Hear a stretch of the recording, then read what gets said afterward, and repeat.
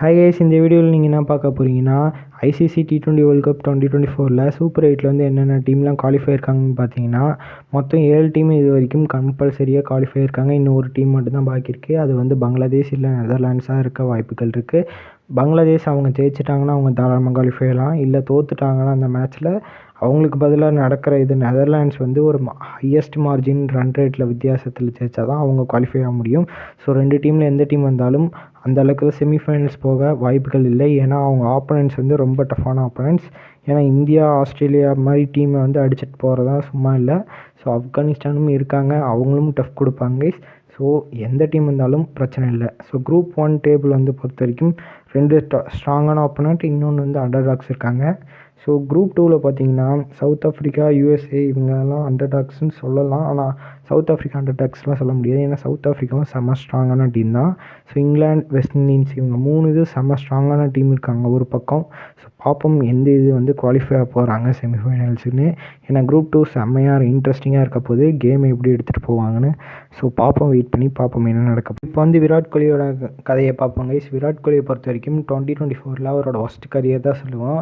So Afghanistan கூட 2 match விளையாடிருந்தாங்க இந்தியாவில். அதுலேயும் ஒரு மேட்ச்சில் டக் அவுட் ஆகியிருந்தார். ஸோ அது வந்து அவரோட கரியரில் ஃபஸ்ட்டு டக்கு. செகண்ட் டக் எப்போனா இந்த T20 வேர்ல்ட் கப்பில் நடந்தது. அதுவும் வந்து USA கூட நடந்திருக்கு கைஸ்.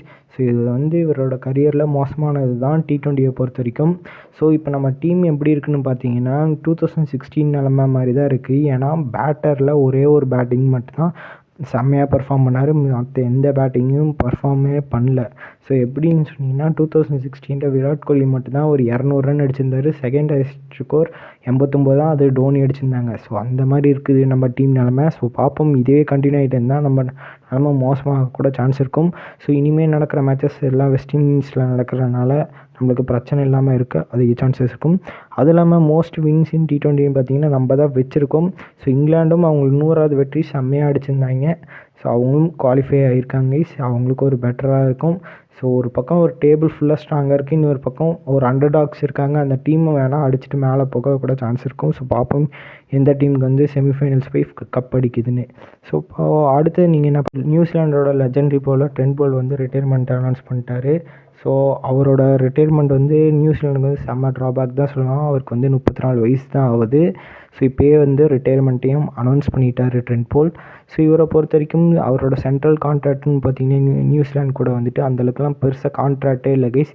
ஸோ இந்த மாதிரி வந்து பேடிஎம் ட்ராஃபி மேட்சஸ் இந்த மாதிரி லீக் இதுக்கெலாம் போக மாட்டார். ஸ்ட்ரெயிட்டாக வந்துட்டு இந்த மாதிரி டோர்னமெண்ட்ஸ் தான் வந்து ப்ளே பண்ணுறதுனால பெருசாக அவங்க கூடயும் கான்ட்ராக்ட் இல்லாதனால பிரச்சனையே இல்லை. So no worries for New Zealand தான் சொல்லலாம். ஸோ ஆனால் அவர் இனிமேல் வந்து T20 விளாட மாட்டார் தான் நினைக்கிறேன் நியூசிலாண்டுக்காக. ஆனால் ஃப்ரான்ச்சைஸ்க்காக அதிகமாக விளாடுவார். ஸோ பார்ப்போம், ஃப்ரான்ச்சைஸில் அவர் கண்டினியூ பண்ணுவார். ஸோ அவ்வளோதான் கைஸ். இந்த வீடியோ பிடிச்சிருந்தா உங்கள் ஃப்ரெண்ட்ஸ் அண்ட் ஃபேமிலிக்கு ஷேர் பண்ணுங்கள். சுமிச்சோடியல் தான். Bye guys.